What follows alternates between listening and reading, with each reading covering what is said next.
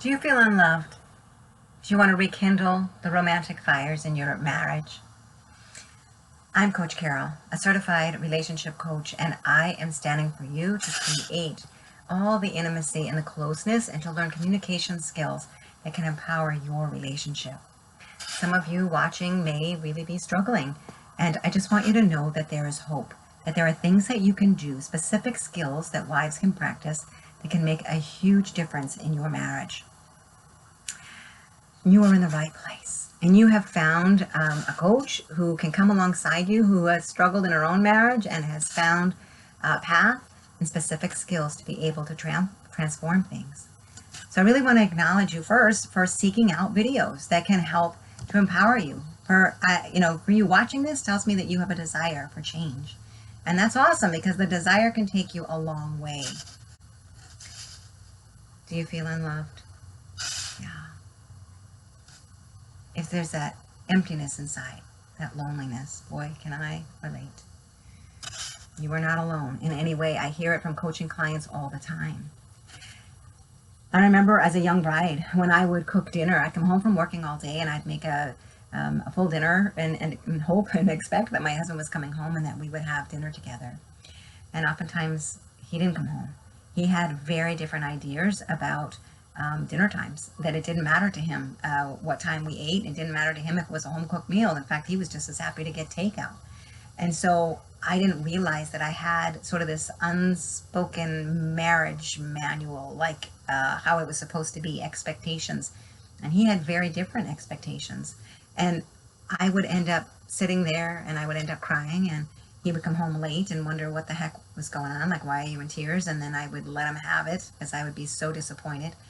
And those expectations just turned into resentments, and they turned into anger. And it really, it hurt our marriage in big, big ways. And, he had just different ideas. He was starting a business. He was president of his professional association. He would go out with the guys and talk for hours afterwards. And as a new bride, I was left home. And I really felt lonely. I was very much felt abandoned. And I didn't know how to vulnerably express any of that to him. And so it came across as criticism, control, yelling, that he felt nagged and he felt criticized it. And he could never hear the heart that was in here, right? That I loved him, I wanted to be with him, and the sadness that was there. So instead, we ended up volatile. Just things started arguing right off the bat. And then when our first son came along, and here I was now, I had to go back to work after a period of time, but I'd be nursing every 2 hours, and I was exhausted, getting up all the time, and exhaustion just takes a big toll on young moms. And I definitely wanted to nurse my baby. I wanted to be there for everything, but I didn't realize the toll that it was taking on me emotionally. And then I was pumping at work, and I was trying to make sure that he was, that I was the perfect mom, and that he was 100% breastfed for the first 6 months and all the things. But I didn't know that I needed to do self-care to refill my cup. And so I ended up, again, empty, resentful. Like, why couldn't he help with laundry? Why couldn't he see what needed to get done? Why couldn't he help with meals? All the things. And when I had to go back to work, I pushed down that deep desire to be home full time with my baby. And so my resentments again grew, and I had to push them aside. But it's like, why couldn't he get a regular job? Why did he have to start a business now? Why couldn't he hear my heart's message and just let me be home with my baby? And so that was the beginning of a lot of struggles, because I was the main breadwinner. I carried the insurance, all the things. I didn't know how to express the desire to be able to be home. And so he just constantly felt criticized. And I didn't know, really trust, right, that my husband even really wanted to make me happy, that it was all about him being successful in his business. I thought I had to handle everything myself. And though I went to church regularly every week, and I prayed, realized now that I was relying on myself. I was not relying enough on God. And in fact, our now 32 years of marriage has been a huge spiritual journey for me, to learning to trust God more and more, and to not fall into self-reliance. Why didn't my husband know how to make me happy? Why is it that it felt like he didn't even care? We started counseling to search, for that great communication skill that everybody talked about that was going to make everything all better. If a couple could just learn how to communicate effectively, everything would be okay. But I've since learned that there was a hidden expectation that he would communicate the way that I do, with words and deep emotions. But it felt like he didn't care because he didn't do that. I have since learned that men really communicate with their actions and deep emotions and lots of words. No, no, no, no. Less is more with guys. And, that's why we need girlfriends, to be able to bring a lot of that emotion to, and to not expect them to be able to handle all that.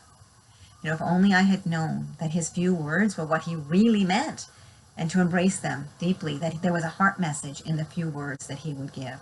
Listening to those rather than rejecting them as insufficient. Like when we did Retrovi and Marriage Encounter, he would write just a couple sentences and I would end up getting angry at him thinking I've written, half a book. I'd write pages and pages and emotional stuff, and I'm not even sure he read it all because it was just too much. He'd end up going horizontal and falling asleep. And I'd be like, if you really loved me, you'd write more, you'd be writing more. And then now in hindsight, I realized that the few words that he would write were very clear about what it was, how he felt. That it was, few words, bam, he nailed it. And so the heart message, I now know to be looking for that. So, I didn't know how to respect that men communicate differently. So not wrong, just different, right? And to be able to respect it. So the more that he disappointed me and the more that I would try to have these emotional conversations, the more that he would disappoint me because he'd pull away. He didn't want to have those conversations, or he wouldn't follow through on what he'd say. He would end up making promises to me just to get me off his back, and then he wouldn't follow through, and then I would accuse him of lying. So, there's no doubt that it was a big disappointment for me, a lot of things along the way, but gosh, it doesn't have to be my way. It doesn't have to be my way. And so it's been deeper and deeper for me to keep learning how to surrender and how to just have, trust that he'll come through in the end. And that it's not worth getting divorced over. I would rather be wrong than end up divorced. Where before lots of times, right, I needed to be right and it was costing me my relationship and I was probably going to end up divorced. So I'm trying very hard to continue to stay on my paper, to relinquish control of what he does or doesn't do, and to believe in the best, to choose and look for the best, to choose to look for what's going well. And most days I can do an okay job. Some days I fail miserably, but it's okay. I can get back up and keep trying because, again, it's prayer that God can help me to be a better wife. God can help me to respect him. God can help me to relinquish control of things. And to realize that I'm not always going to get my way. God did not promise us a yes to every prayer that we pray. And so why would I expect my husband to say yes to everything that I ask? So am I alone here? Can anybody relate? Can you relate to this? We continued really to spiral down and we ended up separated and heading for divorce. But with the help of a coach, I had a relationship coach that I was able to rediscover my happiness. I was able to find myself, what mattered to me.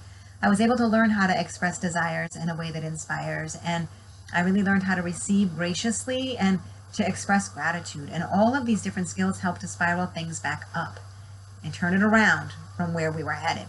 So I never could have done it without coaching because honestly, I have a library of books, and then counselor after counselor that we saw, they didn't have specific skills to help us. And Retrovi, like none of it, the marriage course, it might help for a little while, but nothing long term. But having a coach, having a woman who had been through what I had been through, who could relate and who had saved her own marriage, it just brought so much wisdom and that was able to turn us around way faster than anything else I had ever tried. And I do believe that we would have ended up divorced back in 2016 when I started this journey and really transforming everything. And now here I am living at the lake. It's pretty miraculous, the transformation that we've had. And so I want you to have transformation. If you are struggling, you don't need to struggle anymore. Reach out to me. Let's talk. You can join my Happy Wife Facebook community, which I'll post the link in the notes below. But come on over if you are a wife and join that group. And I have more videos here on the YouTube channel, of course, so you can learn more about me and if my approach is a fit for you. But You don't need to do this alone. You don't need to end up divorced. You don't need to end up broken. Your kids don't need to endure more pain. You can find happiness. Your husband and you can fall in love again. You can restore the sizzle. And if you're newly married, you can learn how to avoid the mistakes that so many of us make. So, don't take the hard road that I did. Come on, come on over, join the Happy Wife community. Post any questions down below, reach out. I am standing for you, and I truly know that there's so much happiness that's possible in marriage. So I look forward to connecting. Take good care, and God bless.